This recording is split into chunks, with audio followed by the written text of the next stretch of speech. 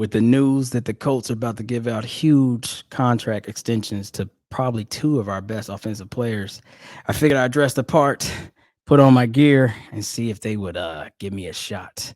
But no, in all seriousness, welcome to another sick podcast, The Anvil Show. This week, contract negotiations and expectations. Sammy, go ahead and bang that.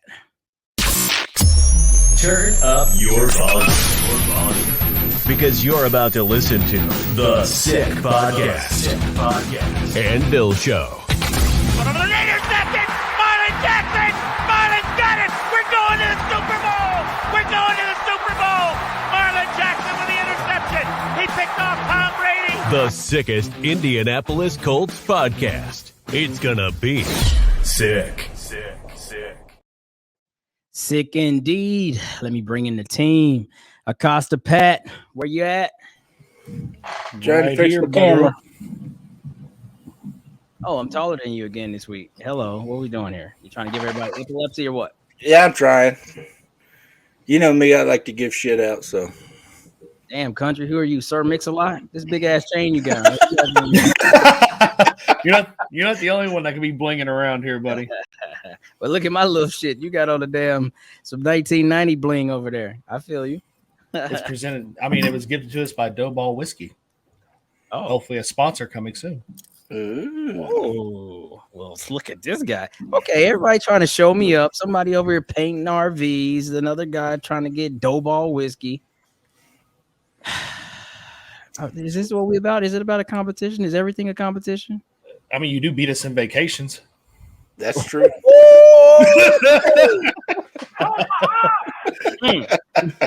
Starting it off right. I do beat you in vacations. No, but in all seriousness, while we have you, please like that Facebook page and subscribe to it.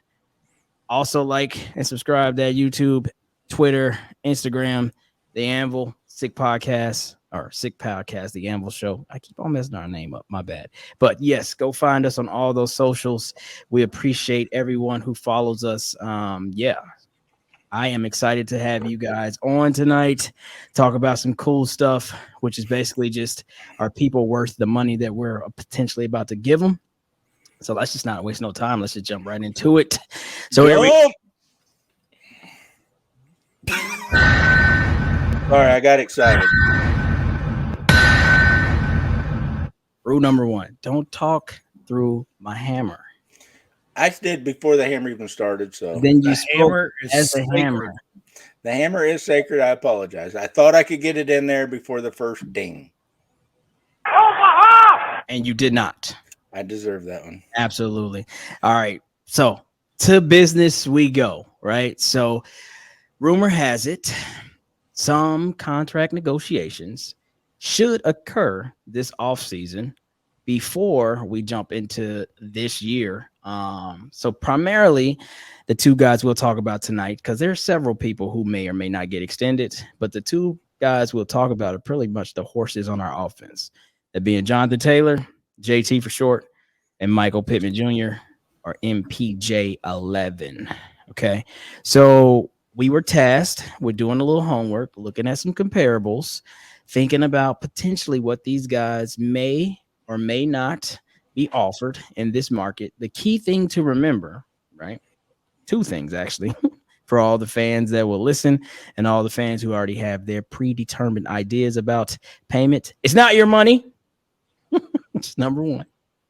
And number two, the market will continue to rise. So what somebody got paid last year, 2 years, 3 years ago, that money don't even really matter. It's always going to reset. Okay. And so with that, let's get into it, man. And let's just talk about the horse first, right? We got to talk about the horse, and everybody know who that is. Number 28, JT, right? So in my quick research, I looked at two guys. Well, actually, let's not even be funny. Look at the two highest paid running backs, right? That'd be CMC or Christian McCaffrey and Alvin Kamara, right? So both of them got contracts within the last 2 to 3 years. But one thing to remember with their contracts is usage, right? How they're used in both the run and the pass, which may or may not limit what people are expecting JT to get. PFF is my source. Okay. I like those guys.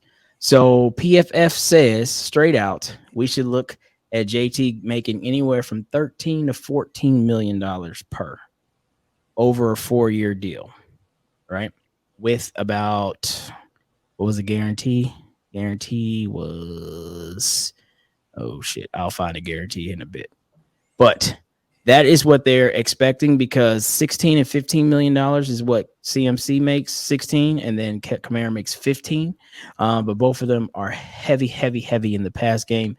Though we know JT can do damage in the pass game, he does not receive the ball on the same clip as those two. So just starting those negotiations. Do we think that's a fair price? Oh, Patrick is up first. What you think, Pat? I got a question first. Okay. Do you believe his usage in the pass game will dramatically change with the new head coach? That is a great question. I would absolutely say yes. In saying yes, however, I would say, you're getting paid for what you've already done, is my thing. So look at another guy who I forgot, like Nick Chubb had a 3-year, $36.6 million extension in 2021, right? So he, in my opinion, is more of a in between the tackle, can get outside, run the ball. He wants the ball in his hands no matter what, but he's going to primarily get it from running the ball. So I think that's what you're paying him off of initially. I mean, JT's never had a 100 catch season, right? Or, like I think CMC, either he had a 100 catch season or he was pretty damn close. Alvin Kamara, same thing. Either he had one or two or he's pretty damn close. Like, I think, don't quote me on this, but JT's receptions were in the 60s. His 1,800-yard year. Are they that? Was it that high? Was it that high? Come on, man. I don't know. I'm really asking. I don't have that stat in front of me. I can find it in 2 seconds. Yeah, but it'd be nice to know. But that brings a second question: is wouldn't it be more advantageous for JT to push or stall these talks until the end of the season? No, he wants it now. He already mentioned that. That hence him changing. Remember, a couple weeks back, he changed his agent. He wants to get it done. They don't even want to be talking about it. So, no, it's not advantageous. I think it would be, especially with this new coach, because he from the very beginning he said we're going to pass to score, run to win. So, in my opinion, just hearing him just say that and keeping that in my noggin, he's going to be a pass heavy coach. He's going to need receivers, tight ends, and his backs all catching these balls. Whoa. So if that will actually, if what you're saying, since Kamara and Christian got more money because they do a lot of catching the ball, it would be advantageous for JT to wait and for this season just to push the narrative of throw me the ball more, so my worth is more. I was way off. JT's highest reception year was 40. So he had 51 targets that year, but he only caught 40 passes. 28 last year, 36 his rookie year. But I'm saying we drafted the young kid out of Northwestern.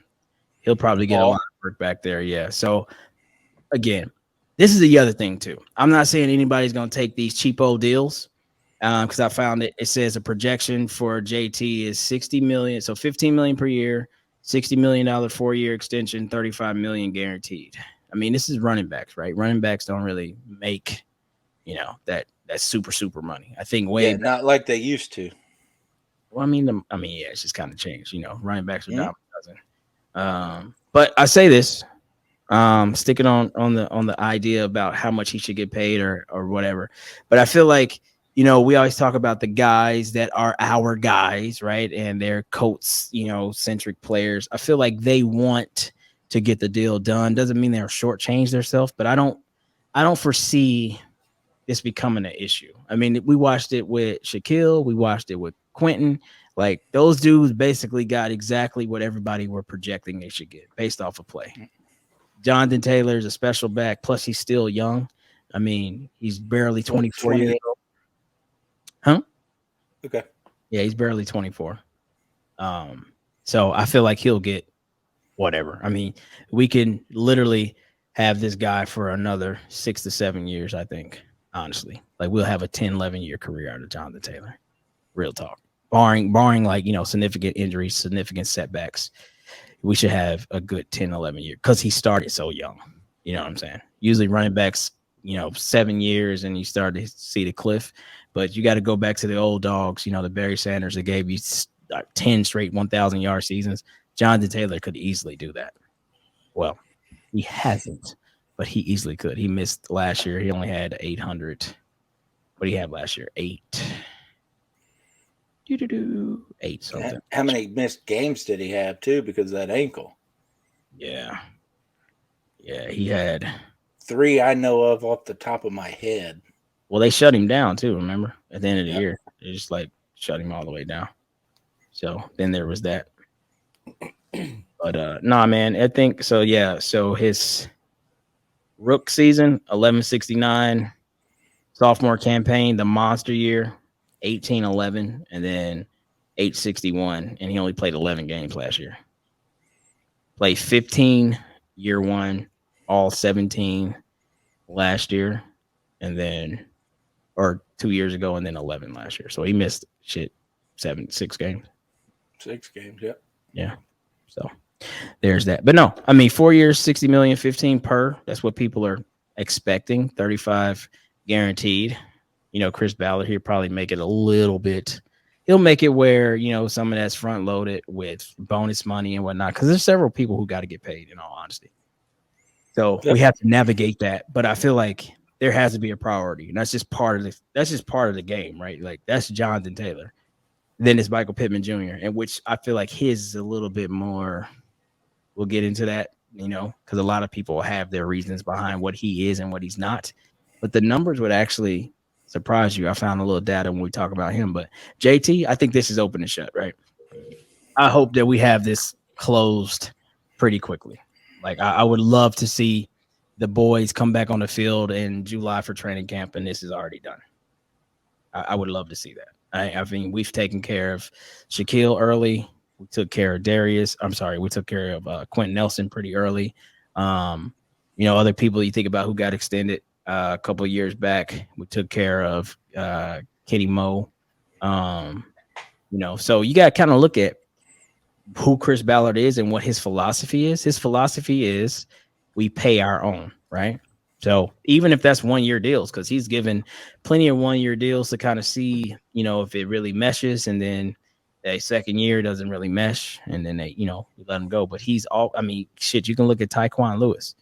He blew his knee out, and we're thinking, oh, okay, well, that's the end of his run. And nope, that's a Chris guy. He drafted him. He believed in him. He was having a strong year. He just had an injury. What'd he do? Sign him for 1 year. You look at Marlon Mack. Marlon Mack was a great player for us. First game of that year or 3 years ago, blew out his Achilles.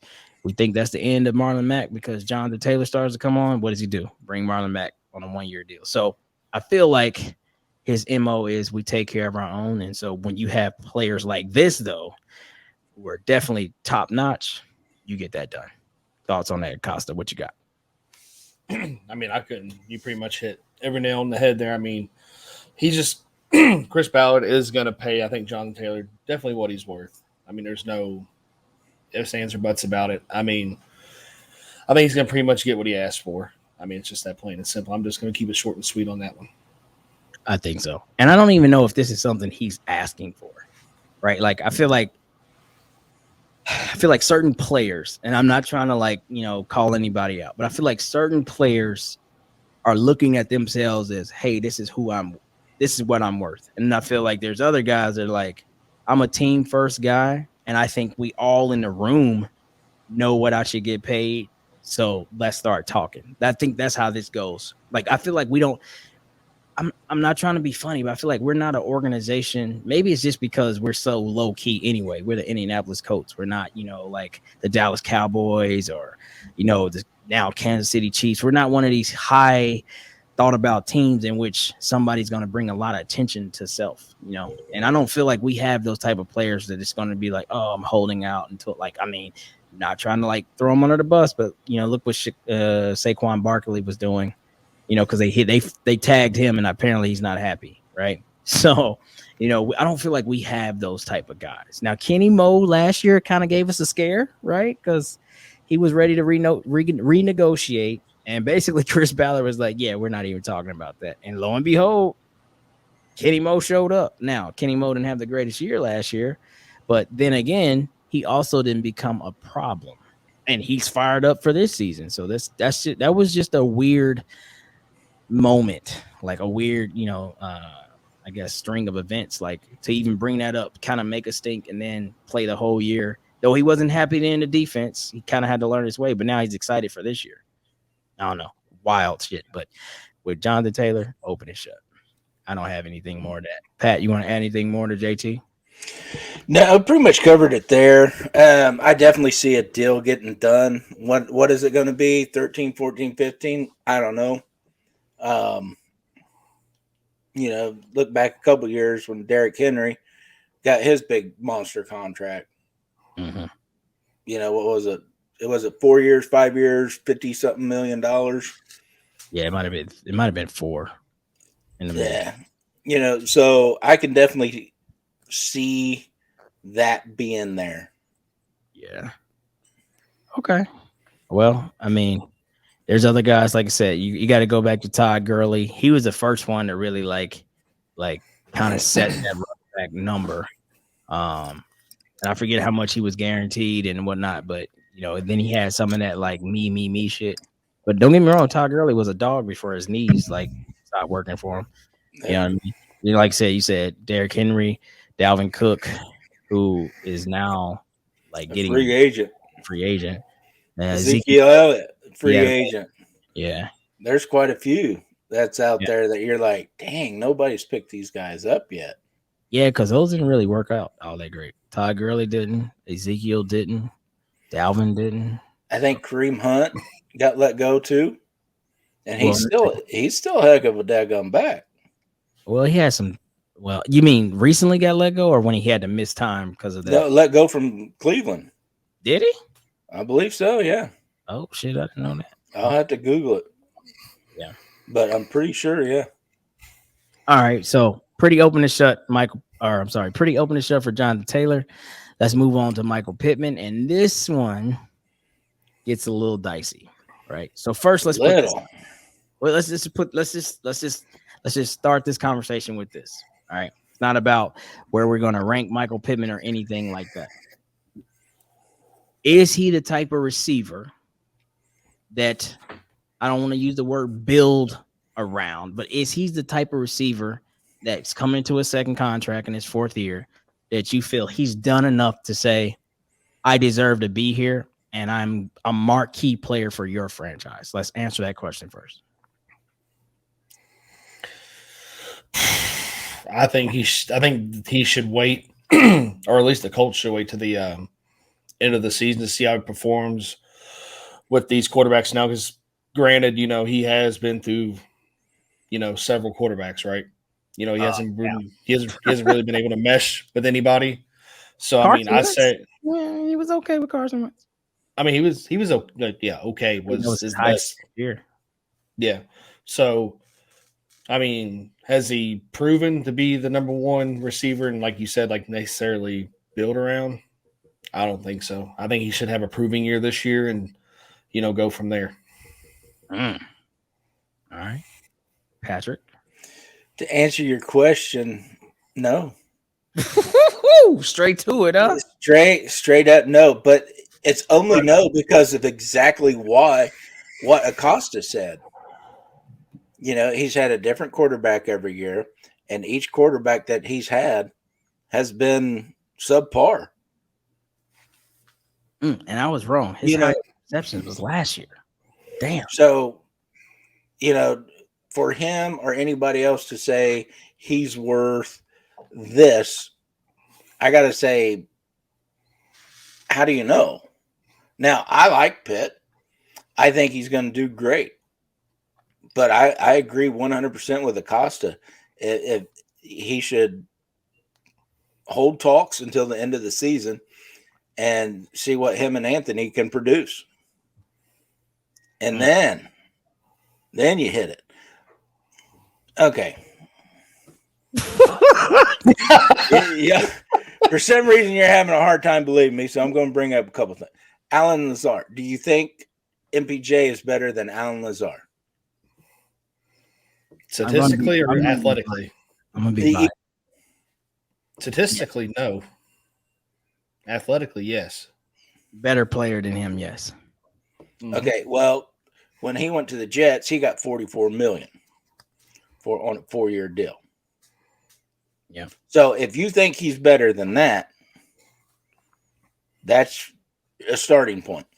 But that's today's money, right? Like, and that's what we're going to talk about, because today's money is going to be, it's going to be like, I'm sorry, man. Like unless you looking to like 1-year deal him, which doesn't make sense because he's still on a rookie contract. That's not going to get him nowhere. Yeah, and Juju Smith-Schuster signed a stupid contract with New England.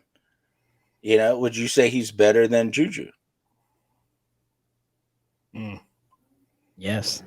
Yeah, I would say too. I definitely not Juju's first year. We know Juju's first 2 years were psycho, but this Juju the last 3 to 4 years or however long he's been in, absolutely. I think so too. Let's see if I can find him. But I'll keep talking while I'm trying to scroll through this. But to me, he hasn't even had a true chance to show how great he can be. So to sign him to whatever deal right now, I think is a mistake for both sides. You know, you finally got a quarterback in there that's got a killer arm. Pittman can get separation. Pittman's a dog. He fights for every single ball thrown his way. And I love that about him. So now that you got an arm that can get it to him, and you're not going to hear a reporter ask, like, do you remember last year when they asked Pittman, what can the receivers do to help Matt Ryan? We run the plays that were called. Facts. You know what I mean? And he was very, very blunt, disheartened about having to answer a question like that. You know, so this is a new year, new system, new coach, new quarterback.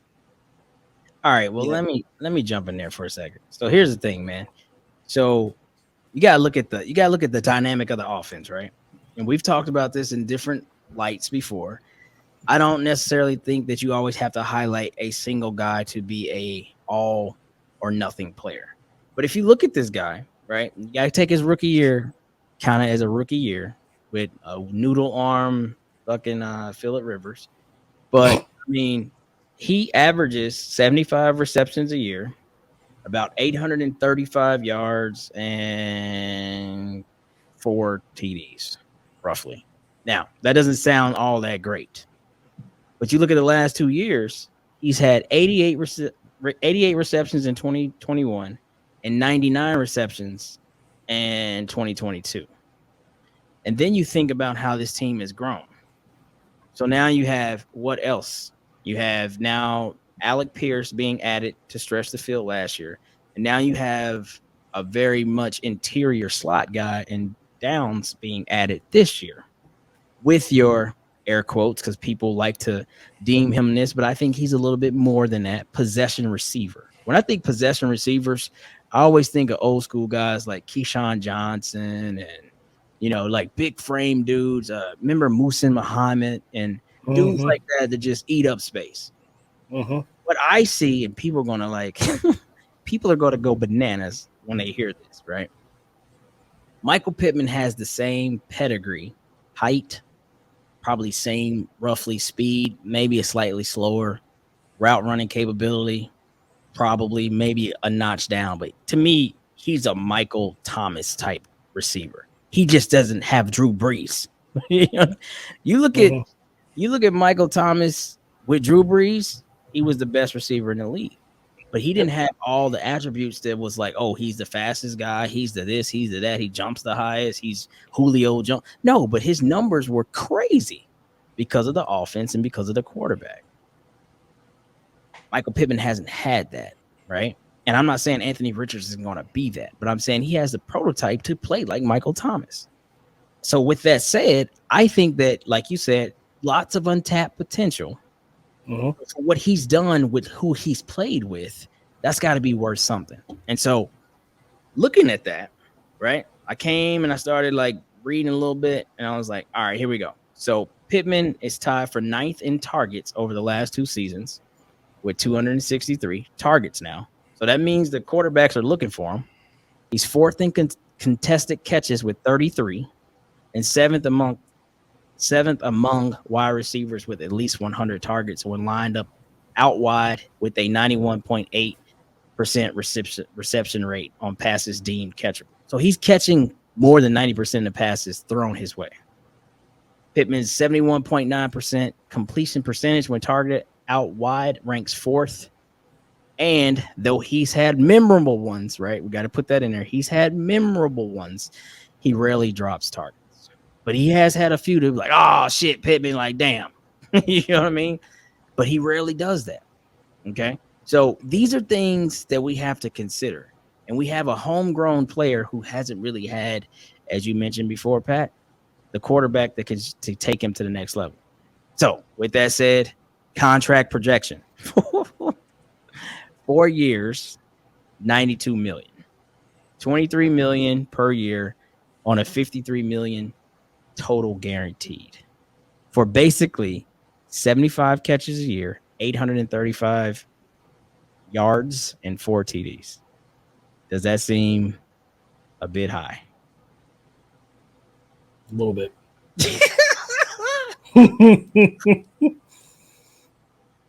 Now remember, $20 million. So here's how you put it in context. Remember, $20 million used to be like quarterback money, but that was decades ago. Remember that? Like 20 million and some change. You'd be like, damn, that's a $20 million quarterback. Oh my God. Like, but that's not even, you're not getting shit for $20 million with a quarterback now. So that's what I'm saying. Like, the value of money has changed. I mean, the whole world, right? Inflation's a motherfucker. So if we see it in our lives, go to the gas pump and your gas is $3.50 or $4. Shit, you don't think a receiver gonna get 23 million? Come on, man. That's the going rate. I'm just saying. Just saying, man. So I say pay the dude because he's tough nosed. He plays receiver like he's playing defense. He's very aggressive. He blocks well. He plays to the end of the whistle. He's got a scrappiness about him. I feel like he's a leader. He just performs at a very, I won't call it average because saying that is disrespectful, but he doesn't play with the, what's gritty guy up there, the Minnesota Vikings guy. Justin Jefferson. I mean, come on. Jefferson or Chase down in Cincinnati. Like, those dudes are different. You know what I mean? Like, they were drafted when they were drafted for a reason. Michael Pittman was a 2nd-round draft pick for a reason, right? So those are things that I'm saying. Who has on a fan? Who's hot? Patrick, is that you? It's loud as hell. That's probably me. It's my AC. Yeah, it's my AC. Oh, it's all good. Yeah. But anywho, that's my thoughts. Me. Yeah, I will always blame you. You're the oldest. What happens? I got and the biggest degenerate. Shit's supposed to roll downhill, sir, not uphill. Anyway, well, you're full of it. Back to Michael Pittman. Yes, I am. So, if that's not, you already threw out Alan Lazard. Like, what do you think? Like, if we're just throwing random arbitrary numbers, Acosta, you saying 23 million is a bit much. What do you think? I'm gonna go look at Alan Lazard, by the way. Check him out. Total 4-year, 78 million. Ooh, what? What's guaranteed? Like 40? Guaranteed money, probably 45. Okay, man. See. So look at this. That's A little high, in my opinion. But I mean, but look at this. Oh, I was lowballing too, Pat. What do you got? $78 million for 4 years. That comes out pretty high, huh? No, Yeah. Yeah, it The comes out. hell it don't. That comes out to. Yeah, that's a little high. I think your math is off a little bit. It probably could be. I'm no math proficient. No, I have you're the, not. I have the white man JD. education, so That's, But no, look, I'm looking at Alan Lazard, right? So he's going into year 6. So he's got 5 full seasons. He's at 169 total receptions, 2,236 yards, and 20 touchdowns. and he his had Aaron Rodgers his entire career. And Yeah. still does. Okay, fine. But his highest reception yardage combination was 60 receptions for 788. Pittman was like 88 for 1,025 with That's- Carson Wentz. So what was That's that what deal I'm he saying. just? What was that deal he just got? How many years? 44 million for 4 years, I think, something like that. And Juju was 25 and a half for 3. Yeah, Okay, but so those, let me back. so step these then. guys that have got more time in the league, that's done this, done that, you know, they're averaging 9 to 12 million a year. Acosta's wanting to pay him 20 million a year. yeah. Like So I said, he got my math was off. I'm sorry, everybody. 4-year, 44 million. Okay. So with that being said, you're checking my math. Probably more along the lines of 4-year, 38 million. How about that? Wait, what? 38 million. You gonna make it? What the? Acosta, you gonna get a man like barely 10 million a year? 12. 38 divided by 4 is 9.5. Okay, because see, listen to this real quick. This is what you got to consider. If he was to get this contract, all right, he would be in the top 10 highest paid wideouts, right? So I think a lot of people may be seeing that. But if you disrespect him like this, that's disrespect, man. We don't play with the numbers like they do, but I'm saying like we have to think about the math in today's money. A lot of times we get caught up like $23 million is a lot 5, 6, 7 years ago, but that's kind of like almost going rate. I mean, look at what the hell OBJ get for 1 year? 15 mil, 18 million dollars for 1 year. Jesus Christ. Like, now that's OBJ, don't get me wrong, Super Bowl champion, you know, probably one of the greatest catches of all time, crazy monster years in you know, New York before injury. So yeah, whole different type of player. I won't use it to disrespect Michael Pittman, but they're not the same caliber. However, I'm just saying 18 million for 1 year is nuts. Right? But then you have, I mean, what was the deal that they did for Christian Kirk? Right. So let's look at Christian Kirk Wasn't he like 56 million for 4? This is what I'm saying. And everybody lost their mind. Now, Christian Kirk had an amazing year last year for what it's worth. But coming out of Arizona, we were like, okay. Who was this guy, right? Like, I mean, people know who he was, but he was like, Well, and that's, I'll definitely use that scenario to highlight my point about a new system, a new coach, a new quarterback from MPJ. Look what it did for Kirk. Okay, He goes down there to Jacksonville, gets a new quarterback and Trevor Lawrence, and gets a new coach that likes to throw the ball. And he produced. So if you sign MPJ to a huge deal, yeah, I'm okay with it because I do believe he's going to produce. As a matter of fact, he's going to produce even more with this coach, with this quarterback.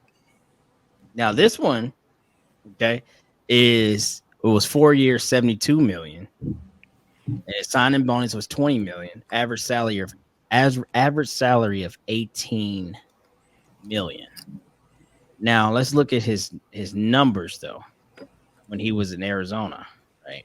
So I mean, if you take last year off, because last year he had 84 receptions for 1108, but his total is 320 receptions, 4,010 yards, 25 touchdowns. That's his total. But he had his biggest year last year with 84 receptions. So take 84 off. So just take make that 240. So coming into last year, he had 240 receptions and he had about just shy of 3,000 yards, 2,800-ish on 4 years in Arizona. And that got him a 4-year, $72 million. And then he had 8 TDs last year. So he had 17 TDs prior. I mean, Michael Pittman numbers are pretty damn close. So maybe this estimate is a little high. Maybe it hasn't grown that high. Maybe Costa was right. But I think it'll be maybe it's 80 million.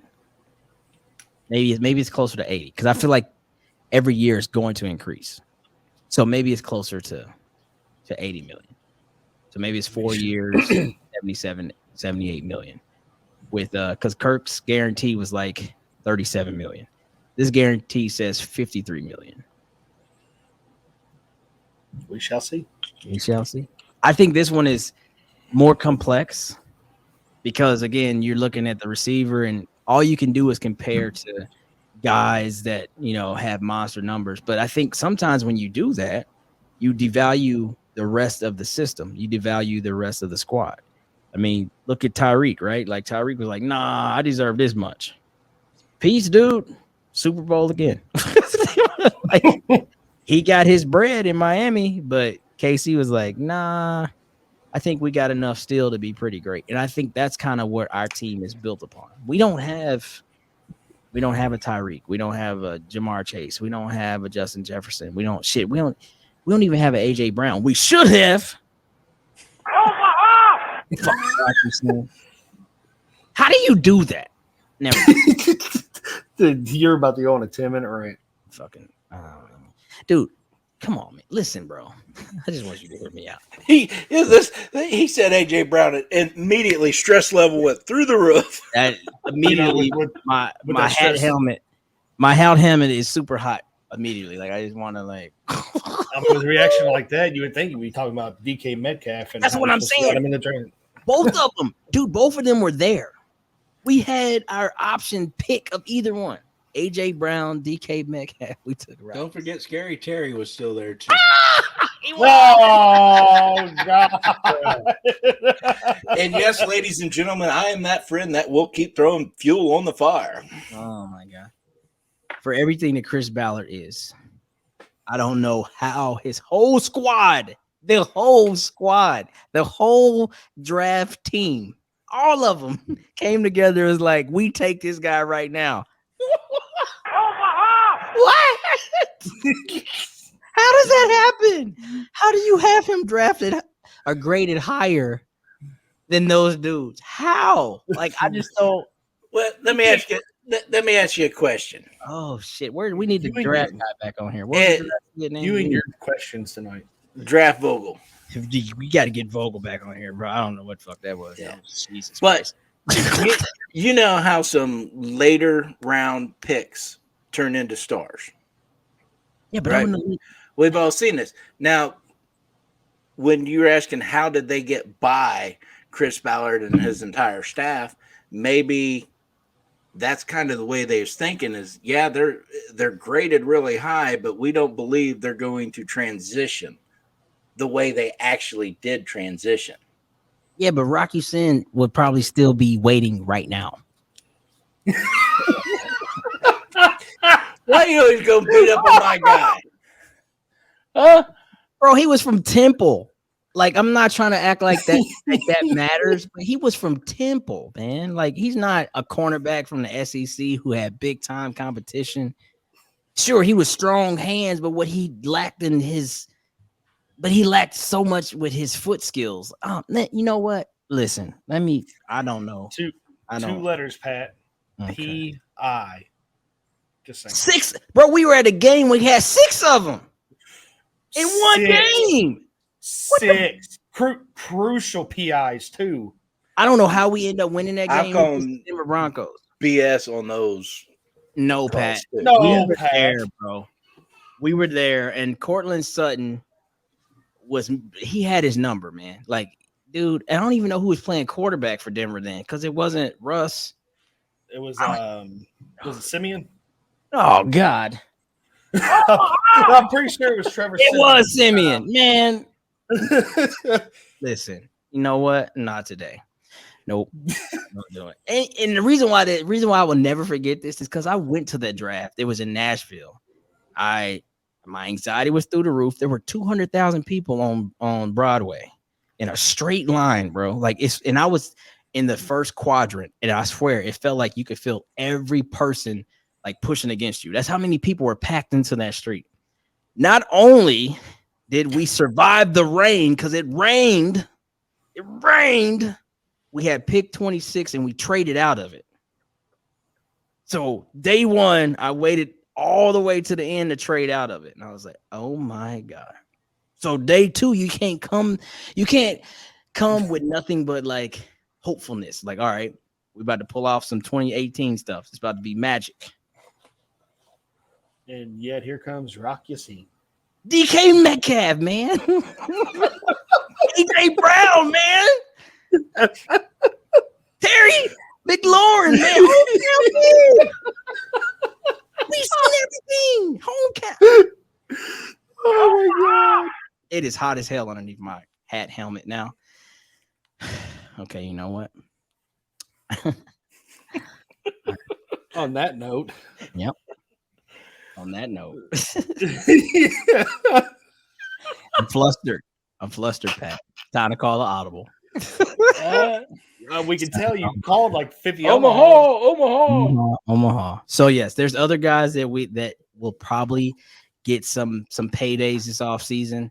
I'm not trying to, bring them down or disservice them, but these are by far, in my opinion, the most important two. Just like the last couple of years, we had to get Shaquille done, and then we end up giving Q like the extension for his 5th year, and then he got paid during that 5th year, and that was kind of just to save some money and do what we needed to for the rest of the team. So it'd be very interesting to see if perhaps one of you guys are right, and we do that with Michael Pittman. You both are saying perhaps he should be, pushed to the next offseason. We'll see, but I guarantee, no, I don't want to do that. I don't want to jinx it. I'm pretty sure that JT will get done this offseason, but who knows with Pittman? We shall see. I think so too. I wouldn't be surprised if there'd be a 5th-year option. Did that not sound like Porky Pig? That's all. Coming from the dude who looks like you. Coming from the dude. And with that, that's all, folks. Facts.